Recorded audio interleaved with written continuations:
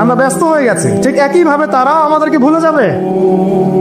এই জন্য আমি বারবার আপনাদেরকে মনে করে একটা কথা, আমার জীবন থেকে উপলব্ধি করি একটা কথা, যে একমাত্র আল্লাহ ছাড়া এই পৃথিবীতে এবং পরকালে আমাদের আপন বলে কেউ নাই।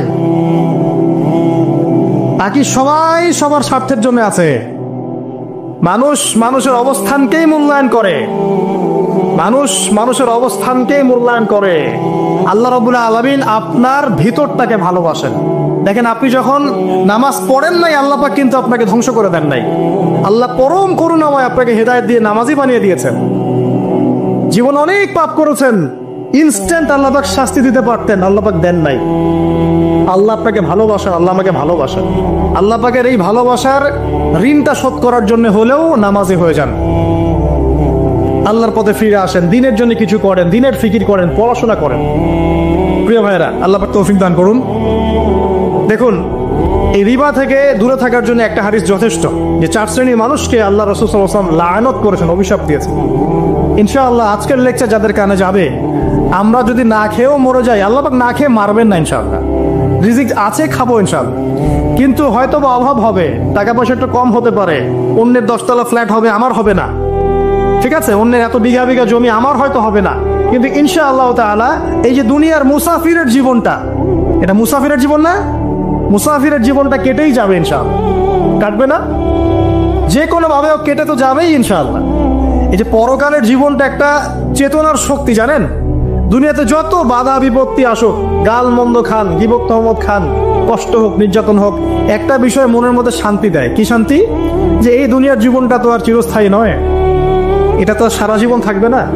ইনশাআল্লাহ এই অবস্থা আস্তে আস্তে পরিবর্তন হয়ে যাবে। ফাইন্না মাআল উসরি ইউসরা, পরকালে ইনশাআল্লাহ পাবো। দুনিয়াতে না পেলে কি হয়েছে, পরকালে পাবো ইনশাআল্লাহ। যুবক ভাই, এসব জেনা ছেড়ে দেন, আল্লাহ রাব্বুল আলামিন আপনার জন্য হুর রেখেছেন জান্নাত, ইনশাআল্লাহ পাবেন ইনশাআল্লাহ। এটা ছেড়ে দেন, সুদ ছেড়ে দেন, আল্লাহ পাক আপনার জন্য হাউজে কাউসার রাখছে ইনশাআল্লাহ, ঠিক আছে? অন্যায় পাপ ছেড়ে দেন, আল্লাহ রাব্বুল আলামিন আপনার জন্য জান্নাত রেডি করে রাখছে ইনশাআল্লাহ। এই দুনিয়ার জীবনটা ধোঁকা, একটা ছোট্ট জীবন, পুরা ধোঁকা, কিচ্ছু নাই এর মধ্যে। আমার কথা শোনেন, এই দুনিয়ার জীবনে কিছুই নাই। চারপাশে অনেক কিছু মনে হবে, আপনার বাড়ি আছে, গাড়ি আছে, স্ট্যাটাস আছে, টাকা পয়সা, প্রতিপত্তি সব আছে।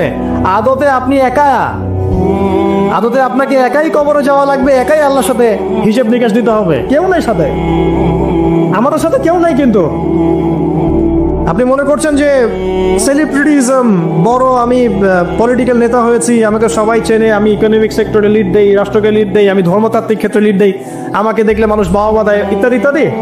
দিন শেষে আমি একা, আপনিও একাই, আমাকেও একাই যেতে হবে, আপনাকেও একাই যেতে হবে। এগুলো সব চারপাশের খালি অন্ধ মোহ, আর কিচ্ছু না। এই মোহের মধ্যে ঢুকে পড়বেন না, আল্লাহ পাক তৌফিক এনায়েত করুন। নবী সাল্লাল্লাহু আলাইহি ওয়াসাল্লাম বারবার বলতেন, আল্লাহুম্মা ইন্নী আউযু বিকা মিন ফিতনাতিদ দুনিয়া, বলতেন না? হে আল্লাহ, আমি এই দুনিয়ার ফিতনা থেকে তোমার কাছে আশ্রয় প্রার্থনা করছি। ওয়া ইন্নী আউযু বিকা মিন ফিতনাতিন নিসা, আমি মহিলাদের ফিতনা থেকেও আশ্রয় প্রার্থনা করছি। আরো দোয়া করতেন, আল্লাহুম্মা ইন্নী আউযু বিকা মিন আযাবিল কবর, হে আল্লাহ, আমি কবরের আযাব থেকে আশ্রয় প্রার্থনা করছি। ওয়া আযাবি জাহান্নাম, জাহান্নামের আযাব থেকে আশ্রয় প্রার্থনা করছি। ওয়া মিন ফিতনাতিল মাহইয়া ওয়াল মামাত, জীবন মৃত্যুর ফিতনা থেকে আশ্রয় প্রার্থনা করছি। ওয়া মিন শাররি ফিতনাতিল মাসিহিদ দাজ্জাল, এবং দাজ্জালের ফিতনা থেকে আশ্রয় প্রার্থনা করছি। দাজ্জালে পরে আসবো ইনশাআল্লাহ। দাজ্জাল নিয়ে আলোচনা করলে আবার কিছু মানুষ খারেজি ট্যাগ লাগাই দিতে পারে, ওই জন্য এদিকে আমি এখন যাচ্ছি না। হ্যাঁ, সামনে আসে তো রিবা, রিবার বিষয়টা বলছিলাম। আইয়ামে জাহিলিয়াতে যে সেই রিবা এখনকার বিশ্বে আছে কি নাই বলেন? ওই সময় না হয় মক্কায় ছিল, এখন কি সারা বিশ্বব্যাপী নাই? বিশ্বের কোন কান্ট্রি রিবা মুক্ত না, বিশ্বের কোন দেশ রিবা থেকে মুক্ত থাকতে পারবে না, এই বিশ্ব পরিচালনা যারা করছে ওদের আন্ডারে থাকলে। কখন হবে বিশ্ব রিবা মুক্ত? একদিন বিশ্ব রিবা মুক্ত হবে ইনশাআল্লাহ, একদিন না একদিন এই বিশ্বটা সুদ মুক্ত হবে ইনশাআল্লাহ তাআলা। তখন জালেম পার পাবে না, মাজলুমের রক্ত শ্রম বৃথা যাবে না ইনশাআল্লাহ। কবে, কত বছর পর আমি জানি না, কিন্তু এতটুকু জানি যে মালহামার পরে যখন আল মাহদি আসবেন, এবং তারপর যখন মাসিহুদ দাজ্জাল বের হবে এবং ঈসা ইবনে মারইয়ামকে আল্লাহ পাক নামিয়ে দিবেন, তার হাতে যখন দাজ্জাল নিহত হবে এবং জেরুজালেম থেকে যখন পুরো বিশ্ব শাসন করা হবে মুসলিমদের হাতে, তখন রিবা বলে কিচ্ছু থাকবে না পৃথিবীর ইনশাআল্লাহ। তার আগ পর্যন্ত এই অবস্থা সলভ হবে কিনা আমরা জানি না, হতেও পারে নাও হতে পারে, তবে ওই সময় যে হবে নিশ্চিত ইনশাআল্লাহ। আসুন, আইয়ামে জাহিলিয়াতের আরেকটা বড় পাপ ছিল যে এক ভাই বলেছেন, সেটা হচ্ছে নারীর অবমাননা। কে বলেছে এই কথাটা? সামনে একজন।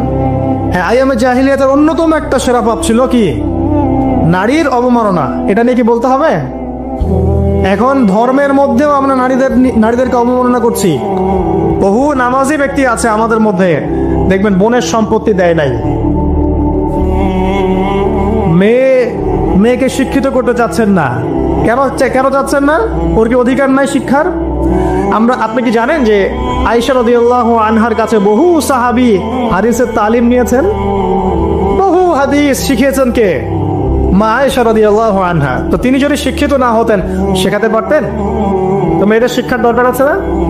হ্যাঁ, কি বিষয় দরকার? তাদের উপযুক্ত পরিবেশ নিশ্চিত করতে হবে, নিরাপত্তা, পর্দা এগুলো নিশ্চিত করতে হবে। তারপরে মেয়েদেরকে আপনি অবশ্যই শিক্ষিত করবেন। ঘরের কোণায় বসে রাখতে কে বলেছে? আপনি নিরাপদ পরিবেশ দেন, পর্দা দেন, তারা মাদ্রাসায় যাবে, পড়াশোনা করবে। ঠিক আছে? আল্লাহ পাক আমাদের মা বোনদেরকে শিক্ষিত করার তৌফিক দান করুন, আমিন। ভালো ভালো কোয়ালিটি সম্পন্ন মহিলা মাদ্রাসা গড়ে তোলেন। আর মেয়েরা যদি শিক্ষিত না হয় তাহলে আমাদের বাড়ির বউরা শিক্ষিত হবে না, আর বউ শিক্ষিত না হলে আপনি একা শিক্ষিত হয়ে লাভ নাই। তখন ওই যে বললাম টর্চার সেল, ওই টর্চার সেলে ঢুকতে হবে আর কি। কথা বুঝতে পারছেন না? আগে বিয়ে শাদী করেন, বুঝবেন ইনশাআল্লাহ। আর যারা করেছেন তারা অলরেডি হাসছে যে মিটমিট করে দেন। ঠিক আছে? আচ্ছা, সামনে আসেন। দেখেন মেয়েদের অবমাননা কিভাবে দেখাবো। সবচেয়ে বড় অবমাননা হচ্ছে ওদের দেহটাকে আমরা এখন পণ্য বানিয়েছি। এই যে পর্নোগ্রাফি দেখেন, এই মেয়েগুলোর ইজ্জতের কোনো দাম নাই। মানে তাদের দেহটাকে একটা ব্যবসার সামগ্রী বানানো হয়েছে। এবং আমি একটা লেকচার দিয়েছিলাম ঢাকায়, নীল দর্পণ, দেখবেন অনলাইনে আছে। ওখানে আমি স্ট্যাটিস্টিক দেখিয়েছি যে সারা বিশ্বে এই যে আমেরিকায় শুধুমাত্র $12 বিলিয়ন ব্যবসা করে পর্ন দিয়ে। এটাকে ব্যবসা, একটা ইন্ডাস্ট্রি। যেমন ফিল্ম ইন্ডাস্ট্রি আছে, তারপরে গানের ইন্ডাস্ট্রি আছে না, এরকম একটা ইন্ডাস্ট্রি হচ্ছে এই পর্ন ইন্ডাস্ট্রি। এখানে সবাই অ্যাক্ট্রেস, এরা হচ্ছে অভিনেতা অভিনেত্রী। এখানে যা দেখানো হয় এগুলো কিন্তু রিয়েল না, বাস্তব না, সব ফেক। বুঝতে পারছেন না কথা? এগুলো অভিনয়, এগুলো ফেক। এবং এটা একটা ইন্ডাস্ট্রি, এর মধ্য দিয়ে মেয়েদের দেহটাকে পণ্য বানিয়ে সারা বিশ্বে ব্যবসা করছে। এবং এর একটা অন্যতম উদ্দেশ্য হচ্ছে মুসলিম যুবকদের ঈমান যেন নষ্ট করা যায়। কারণ মুসলিম যুবকদের ঈমান চলে গেলে তারা নিশ্চিন্ত, ওদের পথে আর কেউ বাধা নাই। কারণ ওদের এই জুলুমের পথে বাধা যদি কেউ দিতে পারে তাহলে কারা দিবে? মুসলিমরা। আর মুসলিমদের মধ্যে সবচেয়ে শৌর্য বীর্য কাদের মধ্যে থাকে? যুবকদের মধ্যে। তো যুবকদের ঈমান যদি চলে যায় তাহলে এদের আর কোনো সমস্যা নেই। তো এই বিষয়টা খেয়াল করবেন যে এটা একটা ইন্ডাস্ট্রি। সো এখানে আমরা মেয়েদের দেহটাকে আমরা কি বানিয়েছি? পণ্য বানিয়ে দিয়েছে। আর এখন তো চলছে কাপড় খোলা সংস্কৃতি। প্রত্যেকটা সেক্টরে আপনি গিয়ে দেখবেন মেয়েদের ইজ্জত, সম্মান, আব্রুটাকে উন্মুক্ত করে এটাকে দিয়ে আমরা বিজনেস করছি আর কি। এটা একটা বিজনেস। এখানে সমাধান কি? সমাধান আয়েশা রাদিয়াল্লাহু আনহা। সমাধান কে? সমাধান ফাতিমা রাদিয়াল্লাহু আনহা। সমাধান কে? সমাধান খাদিজা রাদিয়াল্লাহু আনহা। আমাদের মা, আমাদের বোন, আমাদের স্ত্রীদেরকে তাদের মতো করে মানুষ করতে হবে, গড়ে তুলতে হবে ইনশাআল্লাহ। দেখবেন নারীর সত্যিকারের সম্মান নিশ্চিত হবে ইনশাআল্লাহ। ইসলাম কি কখনো বলেছে যে মেয়েরা কাজ করতে পারবে না, পড়াশোনা করতে পারবে না ইত্যাদি? এই নাস্তিকরা তো ঠুনকো যুক্তি দিয়ে আক্রমণ করে। কে বলেছে? সমস্যা এমন ইসলামিক স্টেট আছে যেখানে একটা স্টুডিও, মনে করে স্টুডিও, ছবি তোলা হয়, কথার কথা, সেখানে সব কর্মী মহিলা, কোনো পুরুষ নাই। একটা মাদ্রাসা, সমস্ত কর্মী মহিলা, কোনো পুরুষ নাই। একটা স্কুল, সবাই মহিলা, কোনো পুরুষ নাই। ওখানে মেয়েরাই পড়ে, মেয়েরাই শেখায়। জায়েজ না জায়েজ বলেন? একটা নিরাপদ পরিবেশে যদি মেয়েরাই মেয়েদের দায়িত্ব নিয়ে পড়াশোনা করায়, ব্যবসা করে, অন্য কিছু করে, জায়েজ না জায়েজ? তাহলে পরিবেশ নিশ্চিত করাটা হচ্ছে চ্যালেঞ্জ। ইসলাম বলছে না যে আপনি তাকে একদম অজ্ঞ করে রেখে ঘরের কোণে ফেলায় রেখে দেন, তাকে আপনি পড়াশোনাও শিখাবেন না, সম্পত্তির অধিকারও দিবেন না, কিছুই না। এগুলো ইসলাম কখনো বলেনি। বলেছে? আরে বোকা মানুষ! রাসূলুল্লাহ সাল্লাল্লাহু আলাইহি ওয়াসাল্লামের সময় তো মহিলা সাহাবীরা উহুদের যুদ্ধ করেছে। কি শুনলেন? রাসূল সাল্লাল্লাহু আলাইহি ওয়াসাল্লামের সময় মহিলা সাহাবী উহুদের যুদ্ধও করেছে। উহুদের যুদ্ধের নাম শুনেছেন? ওখানে মহিলা সাহাবীও ছিল, তীরন্দাজ। তাহলে মহিলারা কি করে নাই নবীর যুগে? আর খাদিজা রাদিয়াল্লাহু আনহা যত বড় ব্যবসায়ী ছিলেন, এখন এত বড় ব্যবসায়ী পাবেন? কোন মেয়ে আছে এত বড় ব্যবসায়ী? উসমান রাদিয়াল্লাহু আনহু যত বড় বিজনেসম্যান ছিলেন, এখন এত বড় বিজনেসম্যান আছে?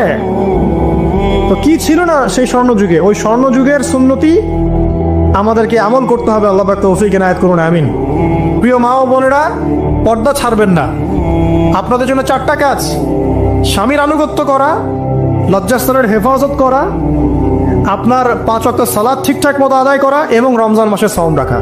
নবীজি বলেছেন সাল্লাল্লাহু আলাইহি ওয়াসাল্লাম, জান্নাতের যে কোনো দরজা দিয়ে ইচ্ছা আপনি প্রবেশ করতে পারবেন। আপনার জন্য সহজ। আর স্বামীর আনুগত্য বলতে আমি বুঝাইনি স্বামীর দাসত্ব করতে হবে, এটা বলিনি। এখনকার কিছু ফ্যামিলিস্ট মেয়ে আছে, ওরা আনুগত্য শব্দ মনে হয় যে দাসত্ব মনে হয়। আনুগত্য আর দাসত্ব এক জিনিস না। আনুগত্য কি? স্বামী কোরআন সুন্নাহর অনুকূলে কোনো কথা বলেছে, আপনি মানবেন। স্বামী বলছে পর্দা করো, তোমাকে ভালোবেসে বলছি তুমি পর্দা করো, তুমি আমার অনেক প্রিয় একজন মানুষ, তুমি বেপর্দায় বাইরে যাবা আর লোকজন দেখবে, কেমন হয়? ঠিক আছে, তোমাকে তো আমি বিয়ে করেছি, তুমি আমার মানুষ, তোমাকে দেখবে কেন? ঠিক আছে, তো এখন স্বামী ভালো কথা বলেছে, আপনি শুনলেন, এটা আনুগত্য। আর ওই স্বামী যদি বলে আসো তো আমার কলিগরা এসেছে, ওকে খাবার সার্ভ করতে হবে, আসো খাবারটা পরিবেশন করো, এখন আপনি বেপর্দা হয়ে আপনার স্বামীর কলিগের সামনে খাবার পরিবেশন করতে শুরু করলেন, এটা কি আনুগত্য করতে হবে না? তখন আপনি আনুগত্য করবেন না। সিম্পল, কোরআন সুন্নাহর অনুগত কাজে আপনি স্বামীর আনুগত্য করবেন, বিপরীতে গেলে আপনি করবেন না। স্বামীর আনুগত্য মানে স্বামীর দাসত্ব নয়। আর এই হাদিসটা আপনি কেন ভুলে যান যে আল্লাহ রাসূল সাল্লাল্লাহু আলাইহি ওয়াসাল্লাম বলেছেন, আল্লাহ ছাড়া যদি কাউকে সেজদা করা যেত, সম্মান বুঝাচ্ছেন, আল্লাহ ছাড়া যদি কাউকে সেজদা করা জায়েজ হতো, আমি মেয়েদেরকে বলতাম যেন স্বামীকে সেজদা করে। কেন? কারণ আপনাকে রেসপন্সিবিলিটি, আপনার খাবার, আপনার ফুড, আপনার শেল্টার, আপনার মানে পুরো দায় দায়িত্ব নিজের হাড় ভাঙা পরিশ্রম দিয়ে, জীবনের ঝুঁকি নিয়ে স্বামী আপনার জন্য করে। সে আপনার সম্মান পাওয়ার যোগ্য তো? সে কি আপনার সম্মান পাওয়ার যোগ্য নয়? আপনি যদি সম্মানের হক আদায় না করতে পারেন তাহলে আপনি অকৃতজ্ঞ। আর অকৃতজ্ঞ মেয়ে কখনো জান্নাতে যাবে? একটা হাদিসে আছে, বেশিরভাগ মেয়ে জাহান্নামে যাওয়ার অন্যতম কারণ হচ্ছে তারা স্বামীর সাথে কুফুরি করে। কি করে? মানে সারা জীবন স্বামী ভালোবেসে যায়, ভরণ পোষণ দিয়ে যায়, সব চাহিদা পূরণ করে যায়, একদিন দেখবেন কথা কাটাকাটি হয়েছে, ওই দিন বলে বসবে যে তোমার কাছে আমি কিচ্ছু পাই না সারা জীবন। এই যে কুফুরি, এই কারণে তারা জাহান্নামে যেতে পারে বেশি। আল্লাহ হেফাজত করুন। আরেকটা কারণ হচ্ছে যে বেপর্দা। আপনাকে 4টা মূলনীতি ফলো করতে হবে। 1, এমন কোনো পোশাক পরবেন না যে পোশাকটা আটো সাটো, যেটা পরলে আপনার গায়ের কাঠামো বোঝা যায়। এটা বোরখা হলেও পরা যাবে না। আমি কি বুঝাতে পারছি? ডিজিটাল বোরখা দেখেন নাই? দেখছেন? মাশাআল্লাহ। আর কারা কারা দেখছেন? এদিকে চোখ বেশি যায় না? আচ্ছা, এমনি দেখা যায়, চোখ দিতে হয় না, এমনি দেখা যায়। ডিজিটাল বোরখা চলবে না, ডিজিটাল বোরখা চলবে না। আমার মত, এটা আমি মত দিচ্ছি, আমি আল্লাহর রাস্তায় সময় দিয়েছি অনেকদিন, এবং এখানে যে পর্দাটা শেখানো হয় এরকম পর্দা আমি অন্য কোথাও দেখিনি। এত চমৎকার পর্দা শেখানো হয়। কারা কারা সময় লাগিয়েছেন? 3 দিন 7 দিন সময় দিয়েছেন কারা কারা? বেশিরভাগই দেন নাই, সমস্যা নাই, দিতে হবে। আমি বাধ্যতামূলক বলিনি আপনাকে, বলেছি এখানে পর্দা শেখানো হয়, চমৎকার পর্দা শেখানো হয়, যে এখানে চোখটা পর্যন্ত তাদের ঢেকে রাখার তালিম দেওয়া হয়। যাই হোক, যেখানেই শেখেন অ্যাটলিস্ট পর্দাটা শিখলেই হলো। এমন পোশাক হবে না যেই পোশাকটা আটো সাটো, যেটা পরে আপনার গায়ের কাঠামো বোঝা যায়। 2 নম্বরে এমন পোশাক পরা যাবে না যে পোশাকটা পরলে বাহির থেকে ভিতরের অঙ্গ দেখা যায়। দেখেছেন? দেখেন নাই? দেখছেন হুজুর? আচ্ছা, আপনারা তো সব দেখেন দেখি। তারপরে 3 নাম্বার, এমন পোশাক পরা যাবে না যেটা অমুসলিমদের সাথে সাদৃশ্য আছে। কথা বুঝতে পারছেন? অমুসলিমদের ধর্মীয় বিষয়ের সাথে সাদৃশ্য আছে এমন পোশাক মুসলিম মেয়েদের পরা যাবে না। এর মানে এই নয় যে অন্য ধর্মকে আপনি আক্রমণ করবেন, এটাও নয়। যে যার ধর্ম তাদের স্বাধীনতা মতো পালন করবে। মুসলিমরা বাধা দিবে? দিবে না। মুসলিমরা দাওয়াত দিতে পারে। কি করতে পারে? দাওয়াত দিতে পারে যে ভাই, এই যে লা ইলাহা ইল্লাল্লাহর কনসেপ্ট আপনাকে বুঝাচ্ছি, আল্লাহ ছাড়া কোনো মাবুদ নাই, মুহাম্মদ সাল্লাল্লাহু আলাইহি ওয়াসাল্লাম সর্বশেষ রাসূল, এই কোরআন পড়ুন, হাদিস পড়ুন, দেখুন এটাই হচ্ছে মানবতার মুক্তির সনদ। এরপর যদি সে ইসলাম কবুল করে আলহামদুলিল্লাহ, যদি না করে এর হিসাব কে দিবে? সে নিজে দিবে। এর হিসাবকে আমাকে দেওয়া লাগবে? দেওয়া লাগবে না। তো অমুসলিমদের সাথে সাদৃশ্য হচ্ছে এমন পোশাক চলবে না। আর 4 হচ্ছে, পুরুষরা মেয়েদের পোশাক পরতে পারবে না, মেয়েরা পুরুষদের পোশাক পরতে পারবে না। জি, আপনাদেরকেই বলছি, আপনারা জিন্স পরতে পারবেন না, মেয়েদেরকে বলছি, এবং টি শার্ট পরতে পারবেন না। আপনারা ওই যে যা ইচ্ছা তাই ড্রেস পরে বলবেন যে 1000 বছরের সভ্যতা সংস্কৃতি, এসব বাজে কথা চলবে না। এটা 1000 বছরে কোনোদিন আমাদের দাদা নানিরা এগুলা কখনো পরে নাই। পরছে? আপনার দাদি কখনো এরকম পরছিল শাড়ি? তো এই যে বললো 1000 বছর থেকে পরে আসতেছে নাকি? সুবহানাল্লাহ। তো এখানে বিষয়টা হচ্ছে পুরুষ মেয়ের পোশাক পরতে পারবে না, মেয়ে পুরুষের পোশাক পড়তে পারবে না। আমি খুব সংক্ষিপ্ত করে আপনাকে কোরআন সুন্নাহ থেকে 4টা মূলনীতি বলে দিলাম। এই 4টা মূলনীতি কোরআনেও আছে, হাদিসেও আছে। আসেন, এই যে নারীর অবমাননা, এই বিষয়টা আইয়ামে জাহিলিয়াতে যেমন ছিল, এখন দেখবেন আরো বড় পরিসরে এসেছে। আসলে এই যে ফ্যাশন শো, দেহের প্রদর্শনী, বিভিন্ন ফিল্মস দেখবেন, ফিল্ম ইন্ডাস্ট্রিজে দেখবেন, মিউজিকে দেখবেন, পর্নে দেখবেন, মেয়েদের দেহটাকে নিয়ে ব্যবসা করা হচ্ছে। আগে তো না হয় কন্যা সন্তান হলে জীবন্ত পুঁতে ফেলতো নাকি? এখন যদি গর্ভের বাচ্চা মেয়ে জানে, অনেকে আগেই মেরে ফেলায়। বোঝেন নাই মনে হয়? অনেকে যদি জানে যে গর্ভে মেয়ে সন্তান আছে, আগেই মেরে ফেলায়। এমন অনেক দেশ আছে, আমি নাম বলছি না দেশের সঙ্গত কারণে, যে সে দেশে এরকম মেয়ে সন্তানকে এই যে খালাস করে ফেলার, নষ্ট করে ফেলার, ভ্রূণ নষ্ট করার আলাদা ক্লিনিক আছে, আলাদা হসপিটাল আছে। বলে নাউজুবিল্লাহ। তো আসলে ওই 1450 বছর আগের মানুষটা বেশি বর্বর ছিল না আমরা বেশি বর্বর? এই যে অধিকারের কথা বলে বলে আমরা মেয়েদের দেহটাকে নিয়ে এখন মস্করা করছি, তামাশা করছি। সবচেয়ে সেরা অধিকার কোথায় পাবে? কোরআনে পাবে, হাদিসে পাবে, ইসলামে পাবে। তার পর্দা নিশ্চিত হবে, দেহ সেফ থাকবে, তার ইজ্জত নিশ্চিত হবে, ইজ্জত সেফ থাকবে, তার সম্মান সেফ থাকবে, তাকে রাজরানীর মতো স্বামী বাসায় রাখবে, কারণ সে হচ্ছে তার কাছে সবচেয়ে মূল্যবান প্রিয় বস্তু। শুধু তাই নয়, সম্পত্তির অধিকার তাকে দিতে হবে। একজন মেয়ে তার ভাইয়ের সম্পত্তি পাবে, তার বাবার সম্পত্তি পাবে, তার স্বামীর সম্পত্তি পাবে, সব দিক থেকে সে সম্পত্তি পাবে। আর একজন ছেলে কিন্তু সব দিক থেকে সম্পত্তি পাবে না। তো এই বিষয়গুলো যখন এক শ্রেণীর মানুষ বোঝে না, তখন ইসলামের বিরুদ্ধে অহেতুক প্রপাগান্ডা চালানো শুরু করে। সবচেয়ে সেরা সম্মান রক্ষার উদাহরণ দেয়া হয়েছে ইসলামে, কোরআনে এবং হাদিসে। এই কথাটা আপনাদের মা বোনদেরকে বুঝাবেন, তবে নম্রতার সাথে বুঝাবেন, কারণ উচ্চবাচ্য করলে তারা কথা শুনবে না। আল্লাহ রাসূল সাল্লাল্লাহু আলাইহি ওয়াসাল্লাম বলেছেন, কিছুটা বাঁকা হাত দিয়ে তাদেরকে তৈরি করা হয়েছে। যদি আপনি শক্ত করে চাপ দিতে যান তাহলে ভেঙে যাবে, আর যদি আপনি ওই অবস্থায় ছেড়ে দেন তাহলে বাঁকাই থেকে যাবে। এখানে আপনাকে হিকমা অবলম্বন করতে হবে। আল্লাহ পাক তৌফিক দান করুন। একটা বিষয় বলছিলাম, ওই যে শিরকের পাপ এখন গ্লোবালাইজেশন হয়েছে না, ওই সুদের পাপ এখন গ্লোবালাইজেশন হয়েছে না। গ্লোবালাইজেশন বোঝেন? মানে বিশ্বায়ন, পুরো বিশ্বে ছড়িয়ে পড়েছে না। আর একটা হচ্ছে এই যে মেয়েদের অবমাননা, এটা সারা বিশ্বে ছড়িয়ে পড়ে নাই। আচ্ছা, আর দুটা বলবো, এরপর বলে আমি শেষের দিকে যাচ্ছি। আসেন, একটা হচ্ছে মাদক। আইয়ামে জাহিলিয়াতের অন্যতম সেরা পাপ ছিল কি? মাদক। ওই যে বলছেন জাহিলি যুগ, কেন বলছেন জাহিলি যুগ? বিকজ ওইখানে মাদক খেত মানুষ বেশি। এখন বলেন, ওখানে না হয় মক্কায় মাদক খেত মানুষ, এখন সারা বিশ্বে মাদক ছড়িয়ে পড়ে নাই? বেশি না কম? এখন এই যে নতুন নতুন মাদক আসছে, ইয়াবা, আরো নাকি কি কি আসছে নতুন নতুন, আমরা নামও জানি না। এই যে গাঁজার নাম জানি, ফেন্সিডিলের নাম জানি, আর কি কি আছে, হিরোইন বলেন আর দু একটা, আফিম, আর কি আছে? হ্যাঁ, রেন্ডি, সুবহানাল্লাহ, এই নামও কখনো শুনি নাই আমি। আচ্ছা শোনেন, বিষয়টা হচ্ছে, দেখুন এই বিষয়টা কি হালাল না হারাম? আচ্ছা, এটাকে যদি আমরা হালাল করে নেই তাহলে কি হবে? কুফরি হবে না শিরক হবে? শিরক কুফর দুটোই হচ্ছে। কিন্তু এখন মক্কার কিছু মানুষ মাদক খেয়েছে বুঝলাম, আল্লাহ রাব্বুল আলামিন ধাপে ধাপে এখান থেকে বের করেছেন। প্রথমে বলেছেন মদ খেয়ে নামাজের ধার কাছে যেও না। হ্যাঁ, তারপরে বলেছেন এই যে মাদকে কিছুটা উপকার আছে কিন্তু বেশি ক্ষতি। তারপর বলেছেন খেয়ে নামাজের কাছে যেও না। তারপর ধাপে ধাপে শেষের দিকে আল্লাহ পাক বলেছেন যে এটাকে ছেড়ে দাও। সূরা মাইদায় পড়ে দেখেন, এটা শয়তানের কাজ। তখন সাহাবায়ে কেরাম রাদিয়াল্লাহু আনহুম পুরোপুরি মাদক থেকে নিজেদেরকে মুক্ত করলেন। এরপরে কি কখনো তারা মাদক ছুঁয়েও দেখেছেন? বরং মাদক দ্রব্য সেবন করলে 40টা লাঠি বেত্রাঘাত করতে হয় ইসলামিক শাস্তি। কয়টা লাঠি? আর ওমর রাদিয়াল্লাহু আনহুর সময়ে 40 লাঠিকে বাড়িয়ে 80 লাঠি করা হয়েছিল। কত লাঠি? আমরা ব্যস্ত হয়ে গেছি, ঠিক একইভাবে তারাও আমাদেরকে ভুলে যাবে। এই জন্য আমি বারবার আপনাদেরকে মনে করে একটা কথা, আমার জীবন থেকে উপলব্ধি করি একটা কথা, যে একমাত্র আল্লাহ ছাড়া এই পৃথিবীতে এবং পরকালে আমাদের আপন বলে কেউ নাই। বাকি সবাই সবার স্বার্থের জন্য আছে।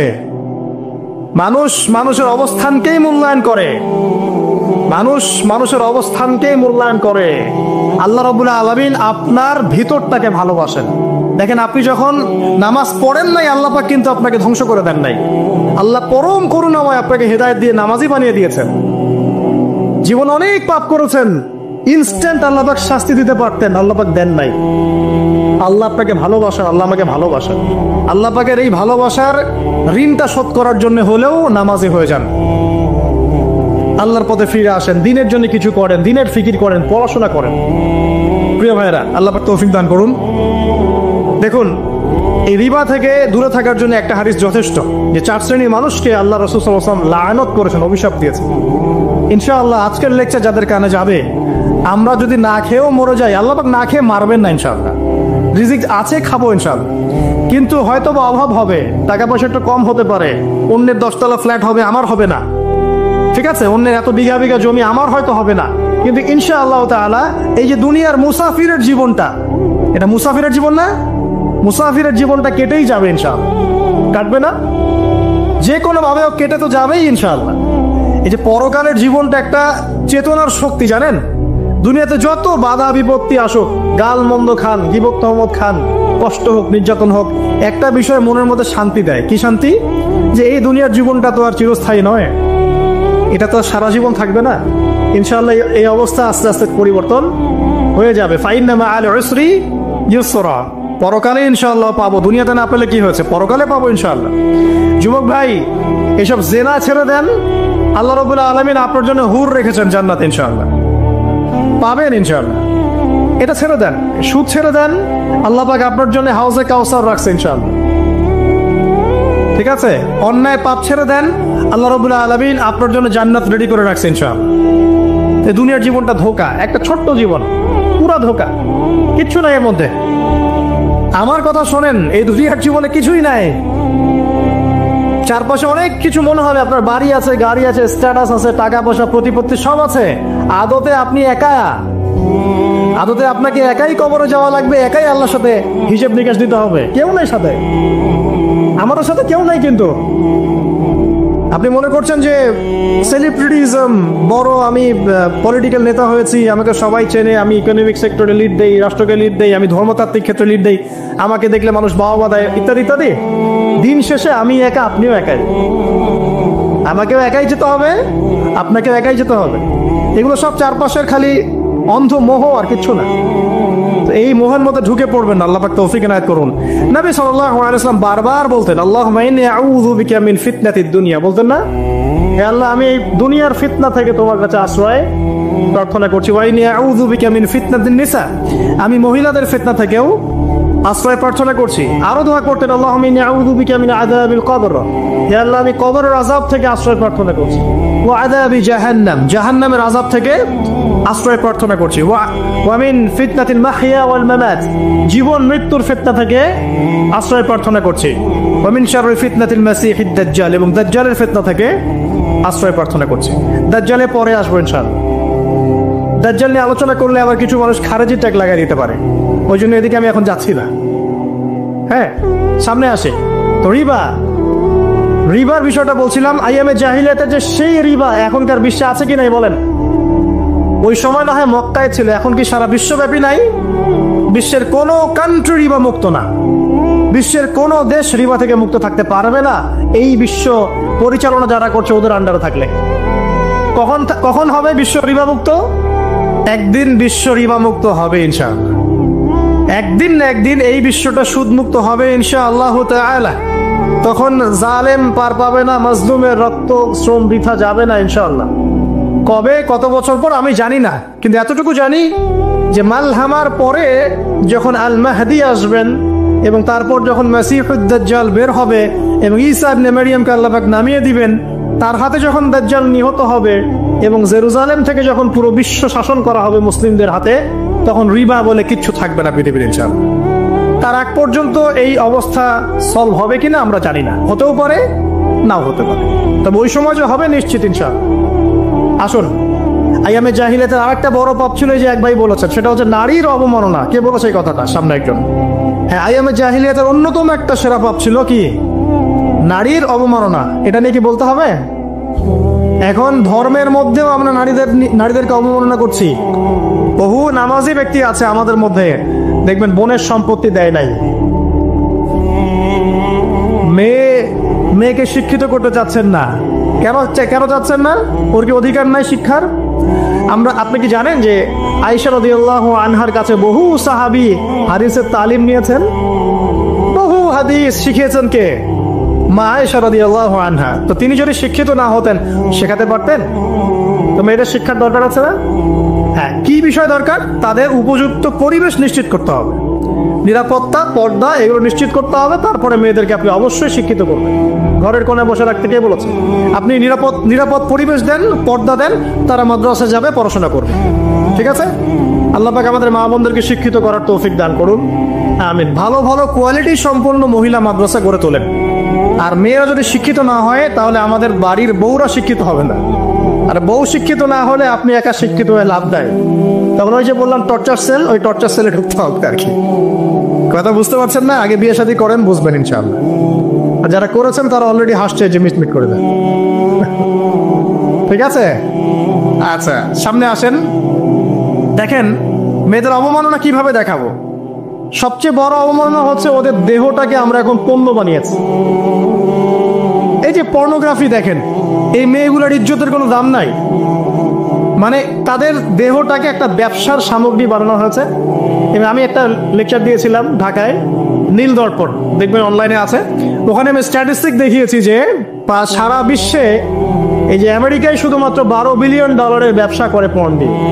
এটাকে ব্যবসা, একটা ইন্ডাস্ট্রি। যেমন ফিল্ম ইন্ডাস্ট্রি আছে, তারপরে গানের ইন্ডাস্ট্রি আছে না, এরকম একটা ইন্ডাস্ট্রি হচ্ছে এই পর্ন ইন্ডাস্ট্রি। এখানে সবাই অ্যাক্ট্রেস, এটা হচ্ছে অভিনেতা অভিনেত্রী। এখানে যা দেখানো হয় এগুলো কিন্তু রিয়েল না, বাস্তব না, সব ফেক। বুঝতে পারছেন না কথা? এগুলো অভিনয়, এগুলো ফেক। এবং এটা একটা ইন্ডাস্ট্রি, এর মধ্য দিয়ে মেয়েদের দেহটাকে পণ্য বানিয়ে সারা বিশ্বে ব্যবসা করছে। এবং এর একটা অন্যতম উদ্দেশ্য হচ্ছে মুসলিম যুবকদের ঈমান যেন নষ্ট করা যায়। কারণ মুসলিম যুবকদের ঈমান চলে গেলে তারা নিশ্চিন্ত, ওদের পথে আর কেউ বাধা নাই। কারণ ওদের এই জুলুমের পথে বাধা যদি কেউ দিতে পারে তাহলে কারা দিবে? মুসলিমরা। আর মুসলিমদের মধ্যে সবচেয়ে শৌর্য বীর্য কাদের মধ্যে থাকে? যুবকদের মধ্যে। তো যুবকদের ঈমান যদি চলে যায় তাহলে এদের আর কোনো সমস্যা নেই। তো এই বিষয়টা খেয়াল করবেন যে এটা একটা ইন্ডাস্ট্রি। সো এখানে আমরা মেয়েদের দেহটাকে আমরা কি বানিয়েছি? পণ্য বানিয়ে দিয়েছি। আর এখন তো চলছে কাপড় খোলা সংস্কৃতি। প্রত্যেকটা সেক্টরে আপনি গিয়ে দেখবেন মেয়েদের ইজ্জত, সম্মান, আব্রুটাকে উন্মুক্ত করে এটাকে দিয়ে আমরা বিজনেস করছি আর কি। এটাকে বিজনেস। এখানে সমাধান কি? সমাধান আয়েশা রাদিয়াল্লাহু আনহা। সমাধান কে? সমাধান ফাতিমা রাদিয়াল্লাহু আনহা। সমাধান কে? সমাধান খাদিজা রাদিয়াল্লাহু আনহা। আমাদের মা, আমাদের বোন, আমাদের স্ত্রীদেরকে তাদের মতো করে মানুষ করতে হবে, গড়ে তুলতে হবে ইনশাআল্লাহ। দেখবেন নারীর সত্যিকারের সম্মান নিশ্চিত হবে ইনশাআল্লাহ। ইসলাম কি কখনো বলেছে যে মেয়েরা কাজ করতে পারবে না, পড়াশোনা করতে পারবে না ইত্যাদি? এই নাস্তিকরা তো ঠুনকো যুক্তি দিয়ে আক্রমণ করে। কে বলেছে? সমস্যা এমন ইসলামিক স্টেট আছে যেখানে একটা স্টুডিও, মনে করে স্টুডিও, ছবি তোলা হয় কথার কথা, সেখানে সব কর্মী মহিলা, কোনো পুরুষ নাই। একটা মাদ্রাসা, সমস্ত কর্মী মহিলা, কোনো পুরুষ নাই। একটা স্কুল, সবাই মহিলা, কোনো পুরুষ নাই। ওখানে মেয়েরাই পড়ে, মেয়েরাই শেখায়। জায়েজ না জায়েজ বলেন? একটা নিরাপদ পরিবেশে যদি মেয়েরাই মেয়েদের দায়িত্ব নিয়ে পড়াশোনা করায়, ব্যবসা করে, অন্য কিছু করে, জায়েজ না জায়েজ? তাহলে পরিবেশ নিশ্চিত করাটা হচ্ছে চ্যালেঞ্জ। ইসলাম বলছে না যে আপনি তাকে একদম অজ্ঞ করে রেখে ঘরের কোণে ফেলায় রেখে দেন, তাকে আপনি পড়াশোনাও শিখাবেন না, সম্পত্তির অধিকারও দিবেন না, কিছুই না। এগুলো ইসলাম কখনো বলেনি। বলেছে? আরে বোকা মানুষ! রাসূলুল্লাহ সাল্লাল্লাহু আলাইহি ওয়াসাল্লামের সময় তো মহিলা সাহাবীরা উহুদের যুদ্ধ করেছে। কি শুনলেন? রাসূল সাল্লাল্লাহু আলাইহি ওয়াসাল্লামের সময় মহিলা সাহাবী উহুদের যুদ্ধও করেছে। উহুদের যুদ্ধের নাম শুনেছেন? ওখানে মহিলা সাহাবীও ছিল, তীরন্দাজ। তাহলে মহিলারা কি করে নাই নবীর যুগে? আর খাদিজা রাদিয়াল্লাহু আনহা যত বড় ব্যবসায়ী ছিলেন, এখন এত বড় ব্যবসায়ী পাবেন? কোন মেয়ে আছে এত বড় ব্যবসায়ী? উসমান রাদিয়াল্লাহু আনহু যত বড় বিজনেসম্যান ছিলেন, এখন এত বড় বিজনেসম্যান আছে?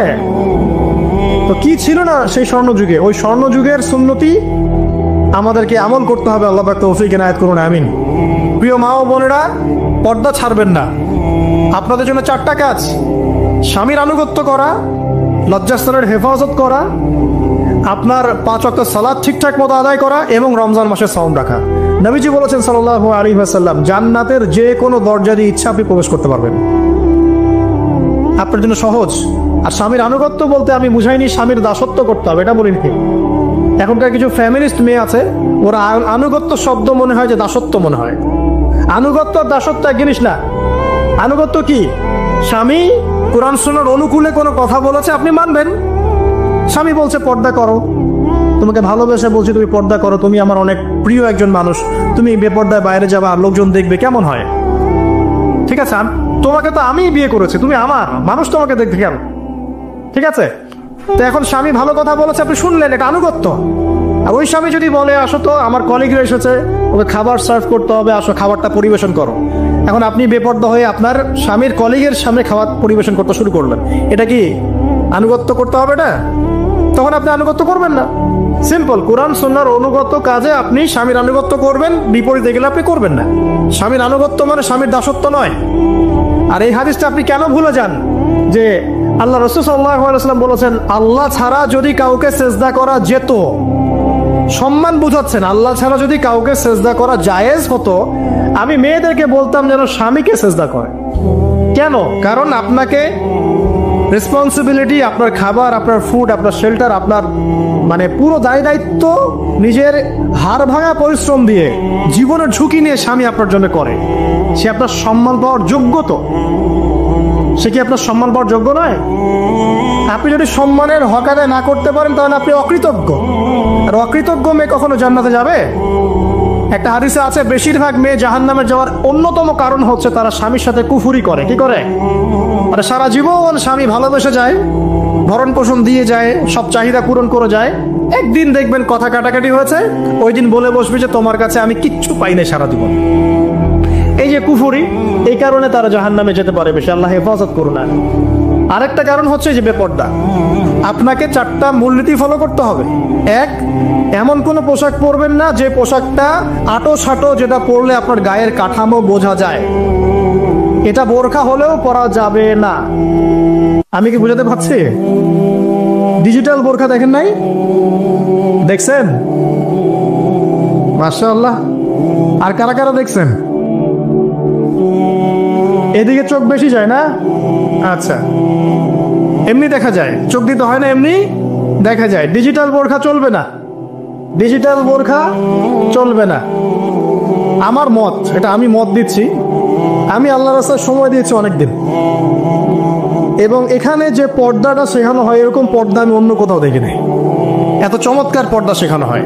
কারা কারা সময় লাগিয়েছেন? 3 দিন 7 দিন সময় দিয়েছেন কারা কারা? বেশিরভাগই দেন নাই, সমস্যা নাই, দিতে হবে। আমি বাধ্যতামূলক বলিনি আপনাকে, বলেছি এখানে পর্দা শেখানো হয়, চমৎকার পর্দা শেখানো হয়, যে এখানে চোখটা পর্যন্ত তাদের ঢেকে রাখার তালিম দেওয়া হয়।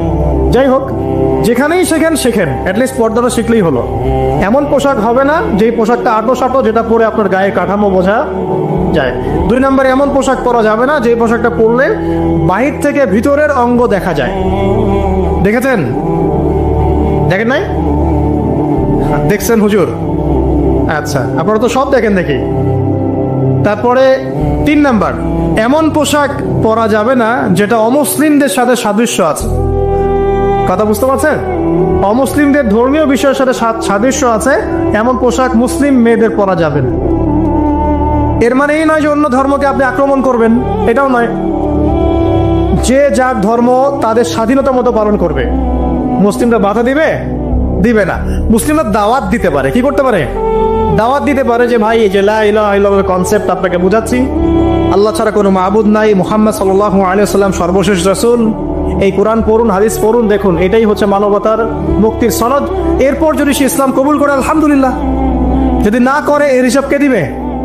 সে নিজে দিবে। এর হিসাবকে আমাকে দেওয়া লাগবে? দেওয়া লাগবে না। তো অমুসলিমদের সাথে সাদৃশ্য হচ্ছে এমন পোশাক চলবে না। আর 4 হচ্ছে, পুরুষরা মেয়েদের পোশাক পরতে পারবে না, মেয়েরা পুরুষদের পোশাক পরতে পারবে না। জি, আপনাদেরকেই বলছি, আপনারা জিন্স পরতে পারবেন না, মেয়েদেরকে বলছি, এবং টি শার্ট পরতে পারবেন না। আপনারা ওই যে যা ইচ্ছা তাই ড্রেস পরে বলবেন যে হাজার বছরের সভ্যতা সংস্কৃতি, এসব বাজে কথা চলবে না এখানে। এটা হাজার বছরে কোনোদিন আমাদের দাদা নানিরা এগুলা কখনো পরে নাই। পরছে? আপনার দাদি কখনো এরকম পরছিল শাড়ি? তো এই যে বললো হাজার বছর থেকে পরে আসতেছে নাকি। সুবহানাল্লাহ। তো এখানে বিষয়টা হচ্ছে পুরুষ মেয়ের পোশাক পরতে পারবে না, মেয়ে পুরুষের পোশাক পড়তে পারবেন। আমি খুব সংক্ষিপ্ত করে আপনাকে কোরআন সুন্নাহ থেকে 4টা মূলনীতি বলে দিলাম। এই 4টা মূলনীতি কোরআনেও আছে, হাদিসেও আছে। আসেন, এই যে নারীর অবমাননা, এই বিষয়টা আইয়ামে জাহিলিয়াতে যেমন ছিল, এখন দেখবেন আরো বড় পরিসরে এসেছে। আসলে এই যে ফ্যাশন শো, দেহের প্রদর্শনী, বিভিন্ন ফিল্মস দেখবেন, ফিল্ম ইন্ডাস্ট্রিজে দেখবেন, মিউজিকে দেখবেন, পর্নে দেখবেন, মেয়েদের দেহটাকে নিয়ে ব্যবসা করা হচ্ছে। আগে তো না হয় কন্যা সন্তান হলে জীবন্ত পুঁতে ফেলতো নাকি, এখন যদি গর্ভের বাচ্চা মেয়ে জানে, অনেকে আগেই মেরে ফেলায়। বোঝেন নাই মনে হয়? অনেকে যদি জানে যে গর্ভে মেয়ে সন্তান আছে, আগেই মেরে ফেলায়। এমন অনেক দেশ আছে, আমি নাম বলছি না দেশের সঙ্গত কারণে, যে সেই দেশে এরকম মেয়ে সন্তানকে এই যে খালাস করে ফেলার, নষ্ট করে ফেলার, ভ্রূণ নষ্ট করার আলাদা ক্লিনিক আছে, আলাদা হসপিটাল আছে। বলে নাউজুবিল্লাহ। তো আসলে ওই 1450 বছর আগের মানুষটা বেশি বর্বর ছিল না আমরা বেশি বর্বর? এই যে অধিকারের কথা বলে বলে আমরা মেয়েদের দেহটাকে নিয়ে এখন মস্করা করছি, তামাশা করছি। সবচেয়ে সেরা অধিকার কোথায় পাবে? কোরআনে পাবে, হাদিসে পাবে, ইসলামে পাবে। তার পর্দা নিশ্চিত হবে, দেহ সেফ থাকবে, তার ইজ্জত নিশ্চিত হবে, ইজ্জত সেফ থাকবে, তার সম্মান সেফ থাকবে, তাকে রাজরানীর মতো স্বামী বাসায় রাখবে, কারণ সে হচ্ছে তার কাছে সবচেয়ে মূল্যবান প্রিয় বস্তু। শুধু তাই নয়, সম্পত্তির অধিকার তাকে দিতে হবে। একজন মেয়ে তার ভাইয়ের সম্পত্তি পাবে, তার বাবার সম্পত্তি পাবে, তার স্বামীর সম্পত্তি পাবে, সব দিক থেকে সে সম্পত্তি পাবে। আর একজন ছেলে কিন্তু সব দিক থেকে সম্পত্তি পাবে না। তো এই বিষয়গুলো যখন এক শ্রেণীর মানুষ বোঝে না, তখন ইসলামের বিরুদ্ধে অহেতুক প্রপাগান্ডা চালানো শুরু করে। সবচেয়ে সেরা সম্মান রক্ষার উদাহরণ দেয়া হয়েছে ইসলামে, কোরআনে এবং হাদিসে। এই কথাটা আপনাদের মা বোনদেরকে বুঝাবেন, তবে নম্রতার সাথে বুঝাবেন, কারণ উচ্চ বাচ্চা করলে তারা কথা শুনবে না। আল্লাহ রাসূল সাল্লাল্লাহু আলাইহি ওয়াসাল্লাম বলেছেন, কিছুটা বাঁকা হাত দিয়ে তাদেরকে তৈরি করা হয়েছে। যদি আপনি শক্ত করে চাপ দিতে যান তাহলে ভেঙে যাবে, আর যদি আপনি ওই অবস্থায় ছেড়ে দেন তাহলে বাঁকাই থেকে যাবে। এখানে আপনাকে হিকমা অবলম্বন করতে হবে। আল্লাহ পাক তৌফিক দান করুন। একটা বিষয় বলছিলাম, ওই যে শিরকের পাপ এখন গ্লোবালাইজেশন হয়েছে না, ওই সুদের পাপ এখন গ্লোবালাইজেশন হয়েছে না। গ্লোবালাইজেশন বোঝেন? মানে বিশ্বায়ন, পুরো বিশ্বে ছড়িয়ে পড়েছে না। আরেকটা হচ্ছে এই যে মেয়েদের অবমাননা, এটা সারা বিশ্বে ছড়িয়ে পড়ে নাই। আচ্ছা, আর দুটা বলবো, এরপর বলে আমি শেষের দিকে যাচ্ছি। আসেন, একটা হচ্ছে মাদক। আইয়ামে জাহিলিয়াতের অন্যতম সেরা পাপ ছিল কি? মাদক। ওই যে বলছেন জাহিলি যুগ, কেন বলছেন জাহিলি যুগ? বিকজ ওইখানে মাদক খেত মানুষ বেশি। এখন বলেন, ওখানে না হয় মক্কায় মাদক খেত মানুষ, এখন সারা বিশ্বে মাদক ছড়িয়ে পড়ে নাই? বেশি না কম? এখন এই যে নতুন নতুন মাদক আসছে, ইয়াবা, আরো নাকি কি কি আসছে নতুন নতুন, আমরা নামও জানি না। এই যে গাজার নাম জানি, ফেন্সিডিলের নাম জানি, আর কি কি আছে, হিরোইন বলেন আর দু একটা, আফিম, আর কি আছে? হ্যাঁ, রেন্ডি, সুবহানাল্লাহ, এই নামও কখনো শুনি নাই আমি। আচ্ছা শোনেন, বিষয়টা হচ্ছে, দেখুন এই বিষয়টা কি হালাল না হারাম? আচ্ছা, এটাকে যদি আমরা হালাল করে নেই তাহলে কি হবে? কুফরি হবে না শিরক হবে? শিরক কুফর দুটোই হচ্ছে। কিন্তু এখন মক্কার কিছু মানুষ মাদক খেয়েছে বুঝলাম, আল্লাহ রাব্বুল আলামিন ধাপে ধাপে এখান থেকে বের করেছেন। প্রথমে বলেছেন মদ খেয়ে নামাজের ধার কাছে যেও না। হ্যাঁ, তারপরে বলেছেন এই যে মাদকে কিছুটা উপকার আছে কিন্তু বেশি ক্ষতি। তারপর বলেছেন খেয়ে নামাজের কাছে যেও না। তারপর ধাপে ধাপে শেষের দিকে এসে আল্লাহ পাক বলেছেন যে এটাকে ছেড়ে দাও। সূরা মাইদায় পড়ে দেখেন, এটা শয়তানের কাজ। তখন সাহাবায়ে কেরাম রাদিয়াল্লাহু আনহুম পুরোপুরি মাদক থেকে নিজেদেরকে মুক্ত করলেন। এরপরে কি কখনো তারা মাদক ছুঁয়েও দেখেছেন? বরং মাদক দ্রব্য সেবন করলে 40টা লাঠি বেত্রাঘাত করতে হয়, ইসলামিক শাস্তি। কয়টা লাঠি? আর ওমর রাদিয়াল্লাহু আনহুর সময়ে 40 লাঠিকে বাড়িয়ে 80 লাঠি করা হয়েছিল। কত লাঠি?